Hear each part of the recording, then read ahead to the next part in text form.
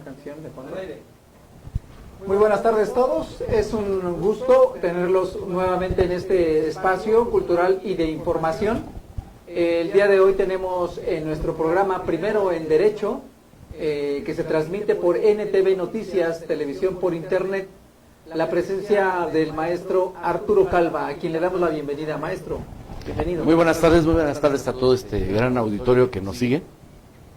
Fíjense que es un gusto tenerlo nuevamente en el estudio al maestro Calva, precisamente porque es una de las personas luchadoras sociales que diariamente comparece a tribunales, a juzgados, ministerios públicos, a diferentes dependencias, a pelear por ese respeto a los derechos humanos y un poco más preciso a las personas que se encuentran en una situación de reclusión, a las personas privadas de su libertad. ¿Es así, maestro?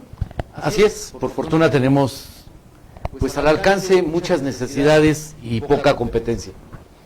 Fíjense, amables seguidores, que en la actualidad todos nosotros sabemos que existe un grave problema en nuestra sociedad, que es la distribución, la venta de estupefacientes, de drogas. Esta situación ha generado pues un gran acumulación de personas en los reclusorios, ya sea que son iniciados, se les inicia una carpeta por su consumo, por su distribución, por la venta de drogas, de tal suerte que nosotros hemos estado pendientes de ello y queremos hablar el día de hoy respecto a una ley de amnistía, que está dirigida precisamente a todos esos internos que cumplen ciertos requisitos y que el gobierno puede ofrecerles esa oportunidad de obtener su libertad a través de la amnistía. ¿Es así, maestro?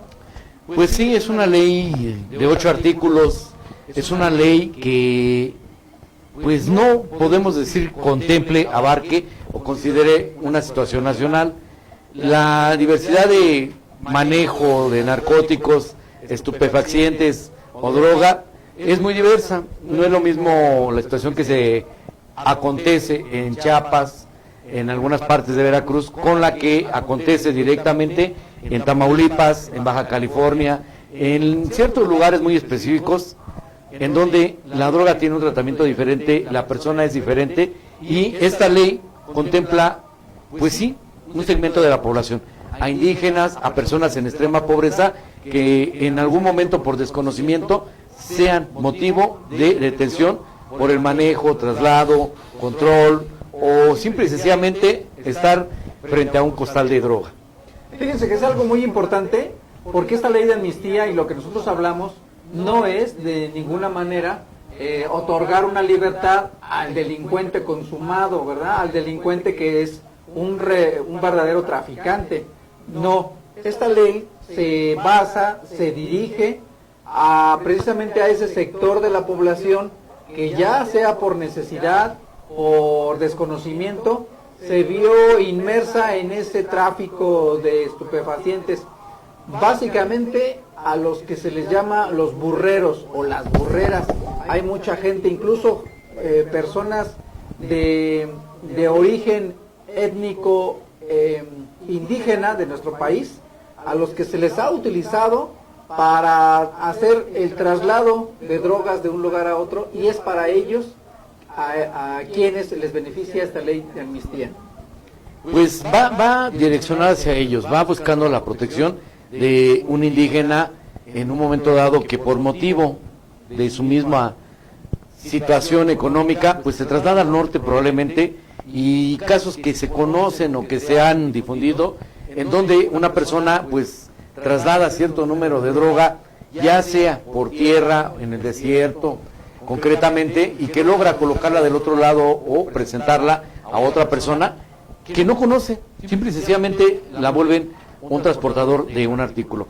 Hacia ello se enfoca una ley de amnistía que queremos especificar que esta ley debería de contemplar las grandes deudas del Estado con la población.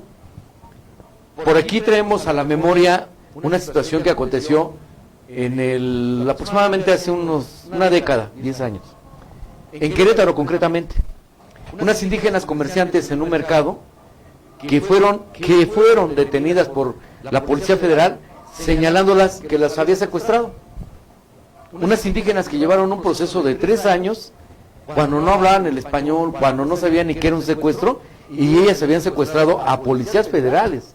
Algo criminal lo que se les hizo, y esta ley no contemplaría esto, porque queda fuera el secuestro y algunos delitos de alto impacto.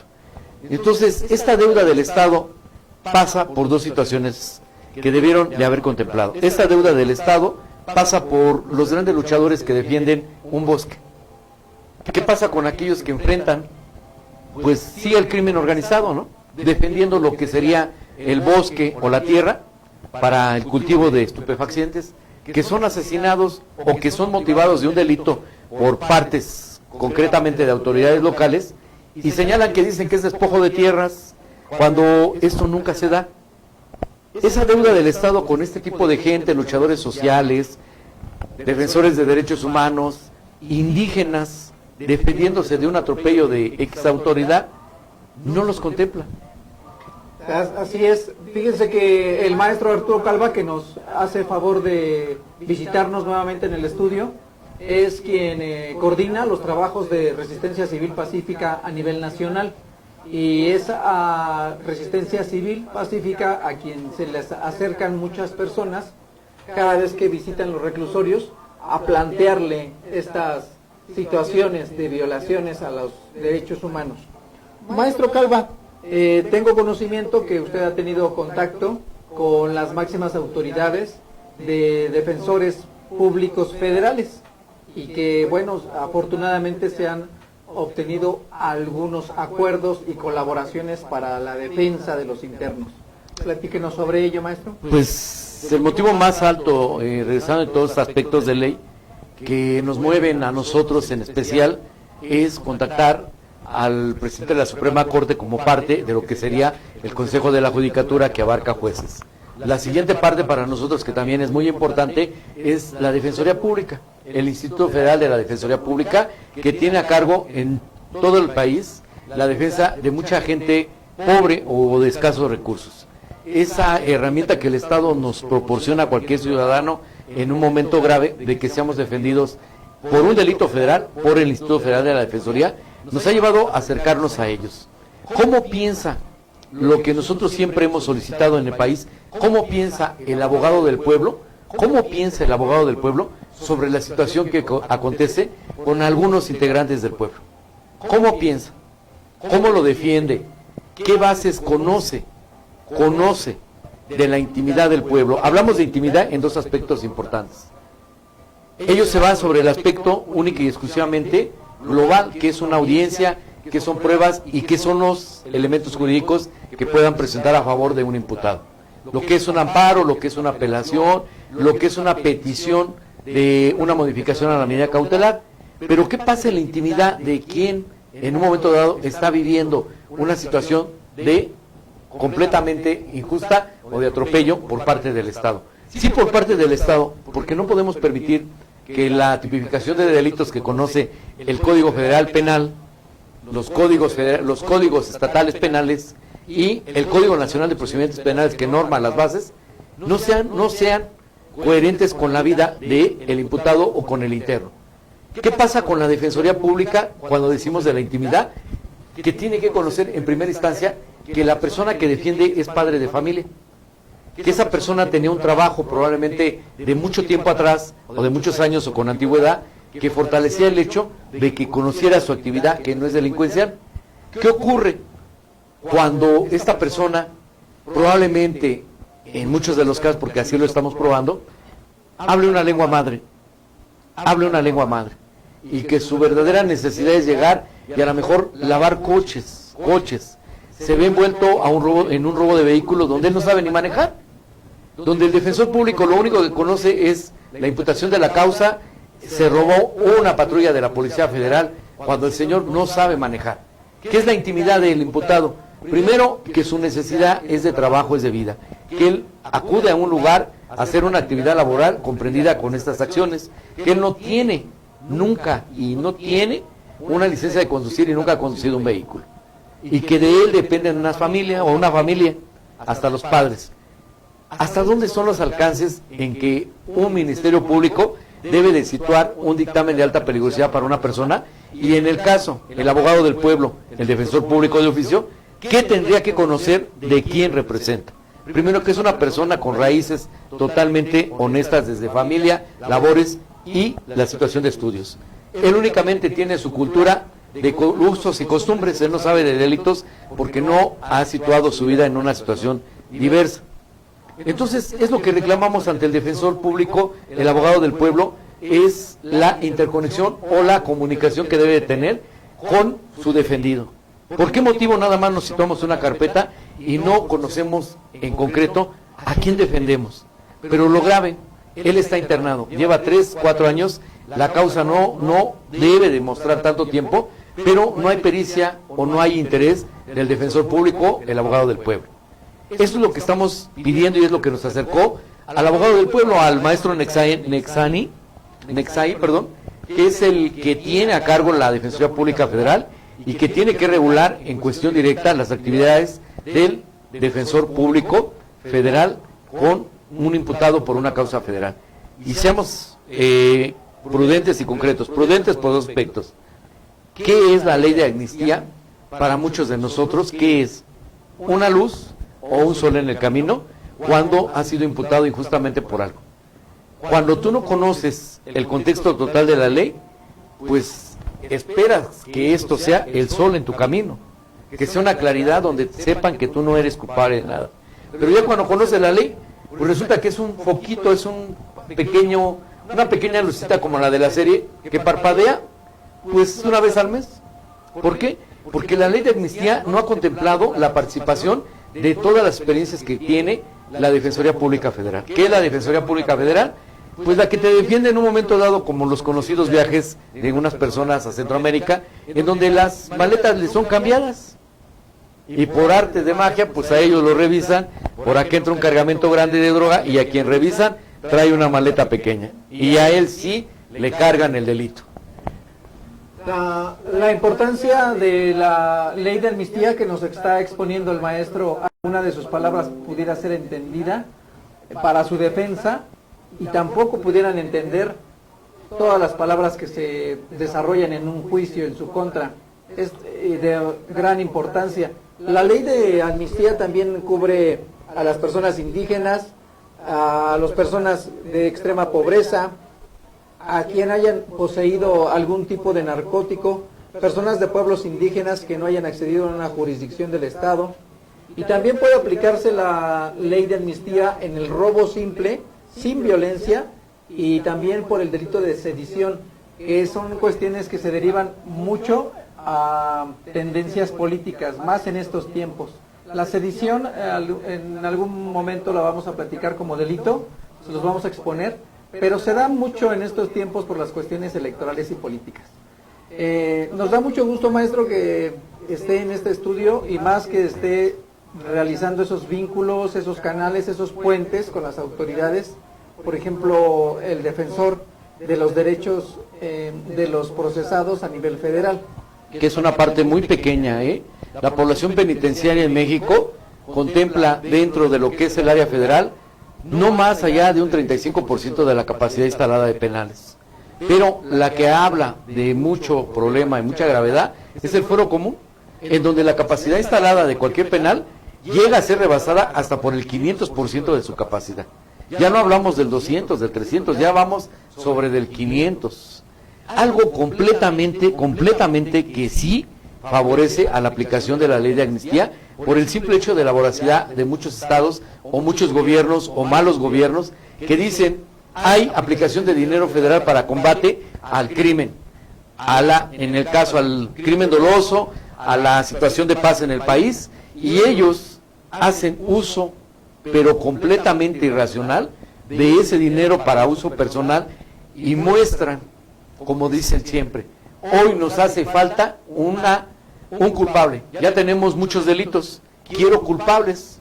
Y el Estado de México, en voz de Ulises Cárdenas, nuevamente repetimos, sigue como servidor público. El cargo es director general en la Fiscalía General de Justicia, director general jurídico de la Fiscalía General de Justicia en el Estado de México.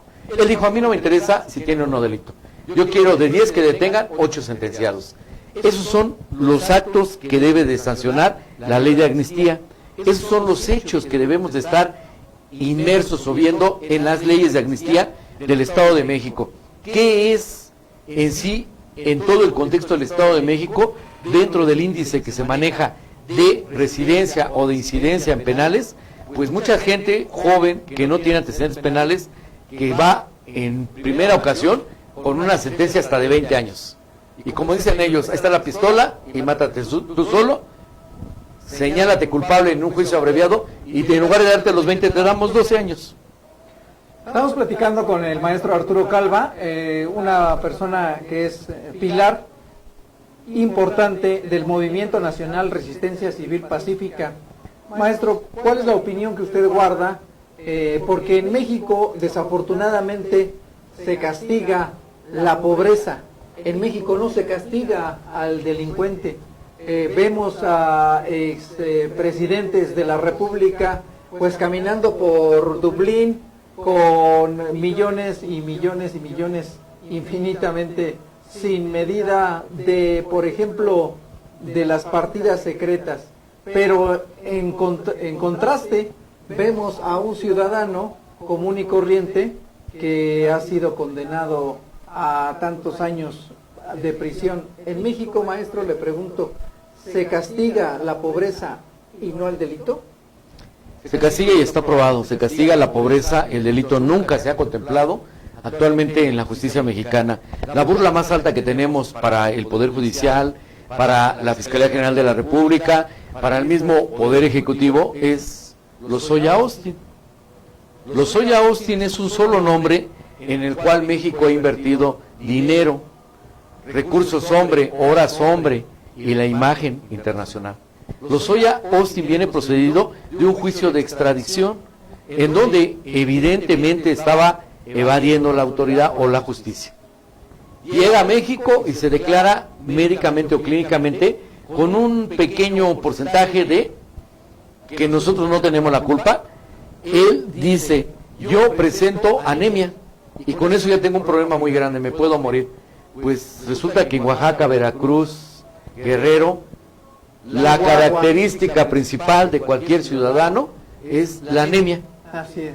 Y por la anemia nunca ha invertido un solo peso el Estado mexicano para darle atención médica como se le dio a Lozoya Austin.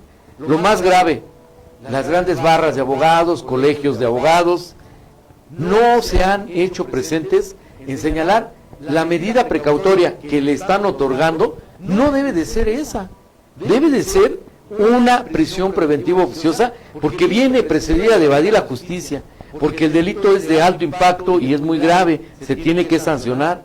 Pues bueno, nadie se ha pronunciado. Nosotros hemos denunciado penalmente en la Fiscalía que se investigue el procedimiento que se estableció para poder establecerle una medida cautelar de no prisión preventiva oficiosa, sino de libertad con firmas, en el sentido de que el delito es de alto impacto, él viene precedido de un juicio de extradición y nosotros prevemos qué ocurriría en México cuando el presidente de la República actual sea en un momento dado manejado por algún delito. ¿Qué pasaría? ¿A él sí le aplicarían la prisión preventiva oficiosa o le aplicarían la situación de Lozoya Austin? ¿Qué pasaría en un juicio de extradición en el siguiente sexenio? ¿Se darían o lo rechazaría como en el caso de España? Llegas a un juicio, me presentas un delito, me señalas la urgencia de la justicia y te lo llevas a un hospital de 5 estrellas, le das su libertad, no le manejas ningún impacto, pero a mí me hiciste llevar un juicio de extradición. Eso es lo grave. Nosotros presentamos denuncia. Nosotros decimos en México, el primer motivo de la justicia es el responsable que está ejerciendo la justicia. El primer motivo es que Arturo Saldívar tiene que salir al frente y señalar como presidente del Consejo de la Judicatura Federal el procedimiento que fue violado y tener en un momento dado una intervención para separar del cargo a este juez que ha establecido no la aplicación de la justicia, sino beneficios por encima de un pueblo que siempre ha sido sancionado por ser pobre e ignorante. Esa es la claridad, nosotros no la estamos dando, nosotros simplemente somos los ojos que vemos todo lo que hacen en contra de la pobreza y en contra de nosotros que somos los pobres. Una de las mejores opiniones y más importante es la de usted, a través de sus comentarios y a través de sus mensajes. El día de hoy estamos platicando con el maestro Arturo Calva, dirigente nacional de Resistencia Civil Pacífica. Y bueno, el tema es la ley de amnistía, y hace un momento considerábamos los contrastes tan grandes que existe al poder enjuiciar a un expresidente, un exsecretario de Estado, a una persona de una comunidad, por ejemplo, de una comunidad indígena, que son diferencias abismales, y que poco a poco es la intención de este programa, de este mensaje, de las participaciones del maestro Arturo Calva, de su servidor, es la intención que vaya desapareciendo esas diferencias abismales, porque eso también es democracia, y eso también es pues acceder al derecho, ¿verdad?, de protección de la justicia. Nos da mucho gusto que esté aquí el maestro Arturo Calva de Resistencia Civil Pacífica, y bueno, les compartimos que se están entablando comunicaciones, lazos de colaboración, y que si usted está sufriendo en la actualidad un proceso en una instancia federal, en juzgados federales, pues acérquese a Resistencia Civil Pacífica para revisar cuáles los medios técnicos que tiene el interno para poderse defender. Uno de ellos, maestro, es lo que pude presenciar hace unos momentos, que platicábamos con el señor director de la Defensoría Federal Nacional, respecto a la facilidad que se nos va a brindar para acceder a los peritos, traductores y peritos de lenguas y variantes lingüísticas del país. Mira, es una gran situación en que no es una victoria, no llegamos a conocer un triunfo, no es algo que nos tenga que deslumbrar, es una situación que existe de antemano y que es por falta de ellos la comunicación. Ellos tienen estos alcances de poder facilitar en todas las vías. Sabemos que un juicio que se celebra el día de hoy en Chiapas habla de una lengua madre nativa. Hablamos de Veracruz, que sigue habiendo lenguas madres nativas en donde nunca son respetados los usos y costumbres. Vengo diciendo del sureste, Chiapas, Veracruz, Guerrero, Oaxaca, donde se abraza mucho los usos y costumbres. Esto es el derecho constitucionario. Esto es lo que no han estado ellos empalmando con los diferentes derechos constitucionales, como sería la Constitución y los derechos que de ella emanan. ¿Qué pasa con un derecho constitucionario en donde tú no estás obligado a conocer el español? Tú estás en un momento dado habilitado para conocer tu lengua madre, para vivir en tu entorno, pero por una necesidad que el mismo Estado te ha incumplido, sales de tu núcleo, como aquí pudiera ser tu colonia o tu calle, y tienes que llegar al centro del Estado. En el centro del Estado lo que vas a encontrar es desprecio, es discriminación a tu naturalidad. Eso es lo que nosotros desgraciadamente no hemos logrado vencer. En Inglaterra y en diferentes países en el mundo se llaman monarquías.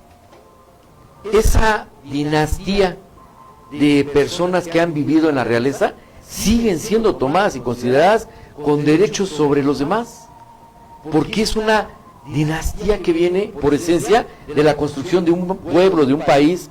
Bueno, en México, los oriundos o los que generaron esta patria, pues también estaban como mayas, como olmecas, como toltecas, como otomíes.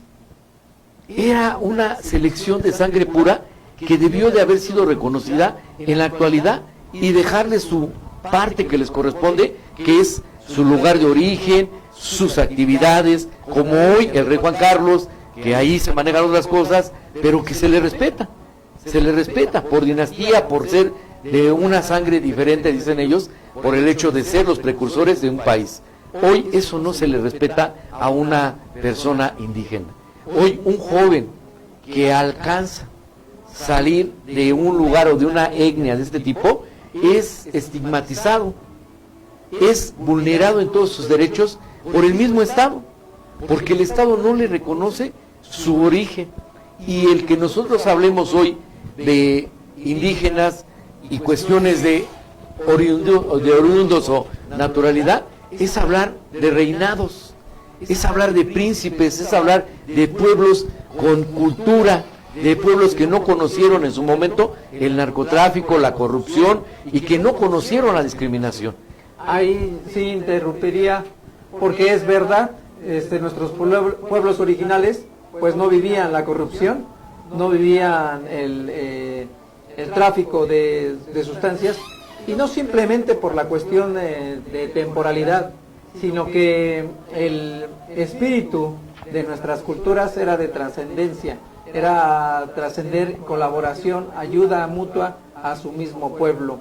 Fíjense hasta dónde hemos llegado después de haber empezado con la ley de amnistía. Es un tema realmente muy importante. Los invitamos a que la puedan leer. Se trata de 8 artículos muy básicos, sus transitorios, pero que nos van a dar elementos para poder defendernos frente a esas injusticias que están viviendo precisamente en los juzgados federales. Maestro Arturo Calva, nos dio mucho gusto recibirlo. Esta es su casa, como siempre. ¿Tiene redes sociales donde lo puedan localizar, maestro? Muchas gracias, sí, tenemos las redes sociales, es Resistencia Civil Pacífica en Nezahualcóyotl, José Arturo Calva en redes sociales, YouTube, ahí me pueden localizar, ahí alojamos información, estamos necesitados, muchos, hasta yo también lo estoy, de información digna y correcta. Hoy hablábamos al inicio de la interrelación, hoy conferencias a través de la internet o de la distancia están favoreciendo a las acciones, pero toda la República Mexicana. Entonces, esto es lo que tenemos que trasladarles, ahí nos pueden localizar, son los medios más usados actualmente por la sociedad, entre jóvenes y entre adultos. Vamos a continuar platicando con el maestro Arturo Calva de Resistencia Civil Pacífica, y en un momento que regresemos del corte, quisiera que nos platicara, maestro, respecto a la lista de internos que se ha ingresado a la Defensoría Pública Federal. Vamos a un corte. Muy buenas tardes a todos, somos Taquería Mendoza, La Perdición, y los esperamos.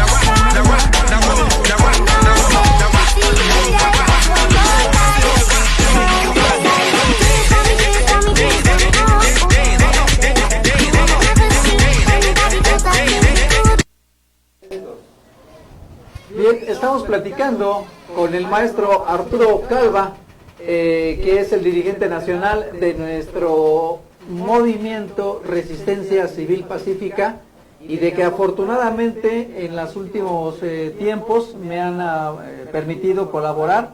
He tenido la oportunidad de palpar de manera directa esta actividad que está realizando el maestro Arturo Calva a través de Resistencia Civil Pacífica, ejerciendo mis conocimientos como licenciado en Derecho en diferentes juzgados y tribunales.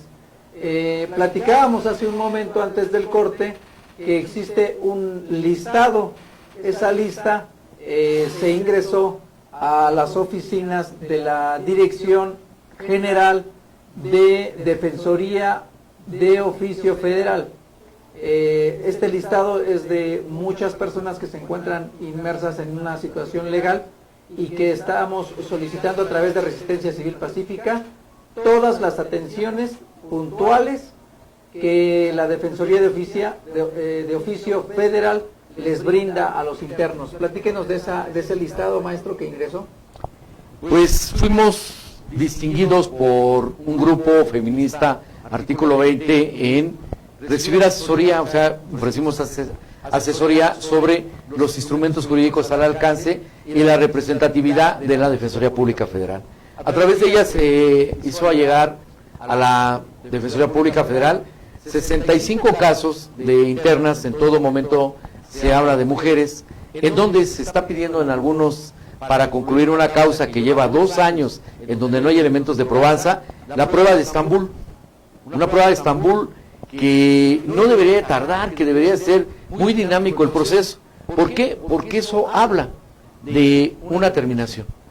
El Estado dejaría de mantener a uno inocente y también el Estado dejaría de estar gastando dinero en algo que es muy elemental. Vamos, concluimos la prueba, se presenta y se señala el término de la causa, porque no hay elementos. Esa es una. La siguiente, lo que todos hemos padecido, y es triste decirlo también a nivel federal, personas que por la situación de matrimonio, el marido a lo mejor tiene una actividad que sí quebranta leyes, pero en el caso de las personas que no son de la dinastía de gobierno, que no son tampoco de empresarios, o que no son de dinero, pues se llevan a la esposa.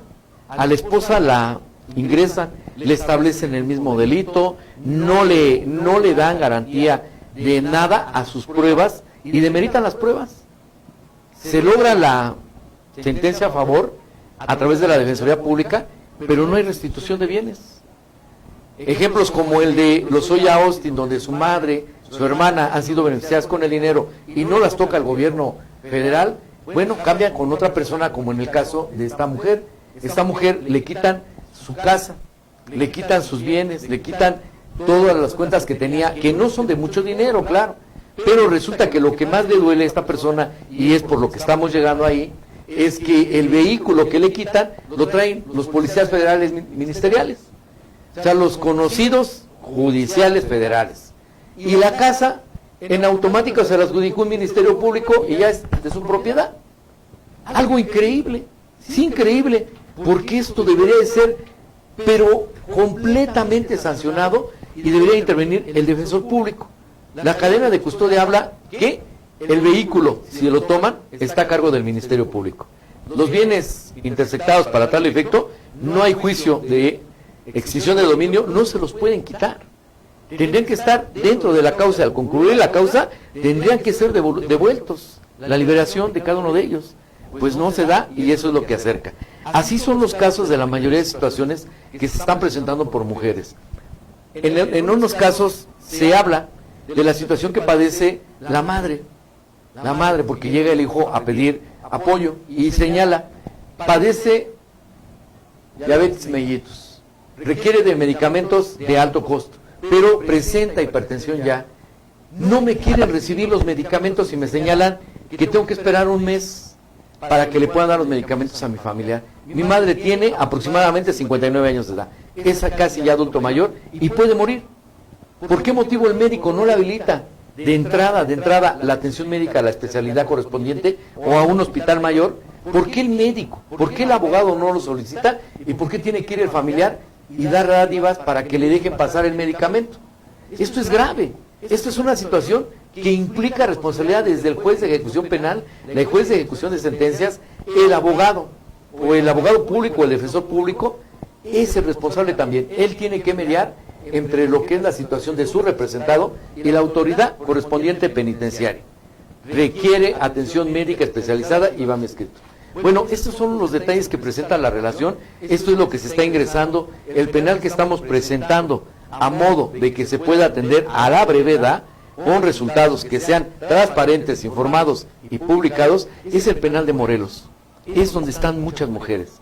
Es un penal que no debe de tener la circunstancia que todos conocemos de inexistencias de toallas sanitarias para las mujeres. Bueno, que no hay jueces que tengan una situación normal de vida como lo que son internas, que conozcan de esta situación, que no existe la directora del penal que cada mes tiene un problema similar y que ella debe de actuar en el mismo sentido de proteger a las internas.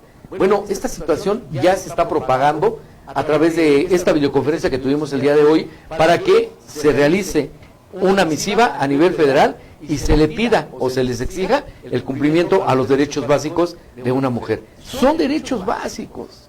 No estamos hablando de llevar un procedimiento como los que nosotros aplicamos como pueblo. Como pueblo estamos aplicando a través de la intervención profesional las peticiones de audiencias de 24 horas por existir elementos suficientes que pueden probar la inocencia del imputado. 24 horas. ¿Por qué no se acude con los mismos procedimientos establecidos en el Código Nacional de Procedimientos Penales por parte del abogado del pueblo, el defensor público? ¿Por qué no ejecutan estas actividades?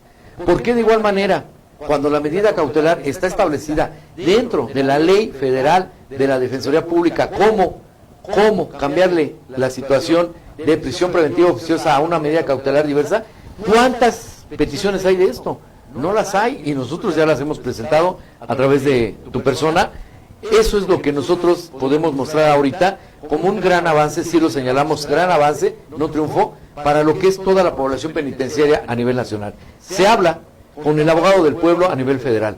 Él tiene, y es la próxima reunión que vamos a tener, tiene ya encomienda de parte nuestra, pueblo o sociedad, que se lleve a cabo una misiva a lo que son todas las defensorías públicas estatales y se concentren para que establezcan en un momento dado, como lo señalamos en el caso de Morelos, toallas sanitarias, como establecimos medidas humanitarias que entran por la ley de amnistía, probablemente señaló 100 casos.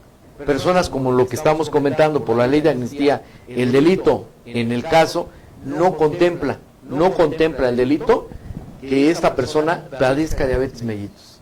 Si se pueden buscar las aristas, se están presentando paquetes que en la vía federal ya están teniendo resultados. La ansiosa libertad de una persona que probablemente ya no va a vivir. La enfermedad que presenta va en término ya, está en fase terminal.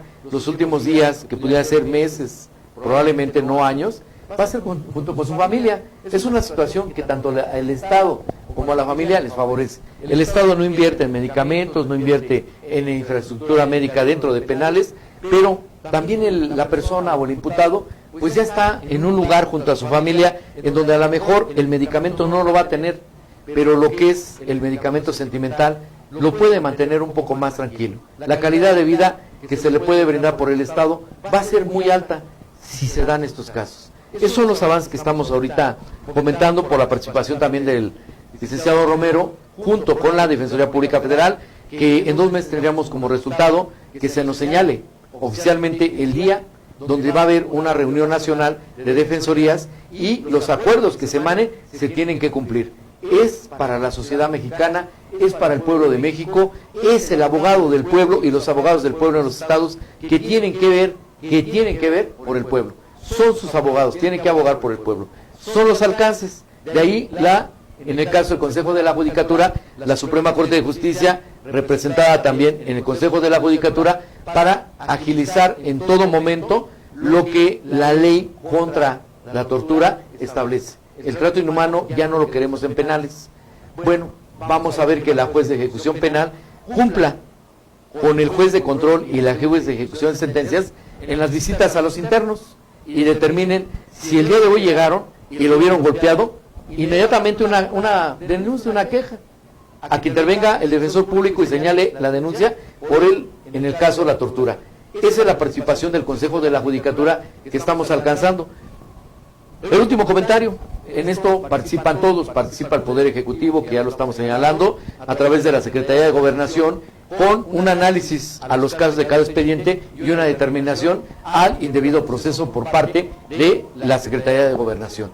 Por parte de lo que es el Poder Judicial, los jueces, la consideración de que la esfera jurídica es los derechos que la Constitución le dan a una persona en libertad y le ratifica a una persona también dentro de un penal, porque ellos no los pierden por estar dentro del penal, deben de ser respetados por los jueces y visualizados todos los días. Todos los días. Esa es la participación del Poder Judicial. ¿Cuál es el último que falta? Que ya estamos hablando del Poder Ejecutivo, del Poder Judicial, el Poder Legislativo, que ya tiene a la mano en el Estado de México una ley de amnistía que tendría que contemplar una consulta a familiares de internos, porque a ellos va dirigida la ley, no va dirigida en forma abierta, por decir, a un locatario, va dirigida a quienes van a tener que hacer uso de esa ley de amnistía. ¿Quiénes hacen uso de esa ley de amnistía? Concretamente los internos en un penal y los familiares de ellos fuera de. A ellos se les debe de orientar, a ellos se les debe de dar una apertura más de derechos y establecerlos. Ahí pronto estaremos en el Congreso, que va a cambiar para el año 21, el Congreso del Estado de México, pero la Cámara de Diputados tendría que emanar un acuerdo para que abajo se tomen provisiones del mismo. Pues nos da mucho gusto haber recibido nuevamente la visita del maestro Arturo Calva y bueno, les comparto que es un gusto también acompañarlo en sus actividades. Se me ha otorgado esa oportunidad de poder litigar en favor de las personas que están sufriendo estas situaciones y ha sido muy me llena de energía compartir estos conocimientos que mi universidad me otorgó en favor de la comunidad, regresar ese favor a nuestra comunidad. Gracias, maestro, por estar con nosotros.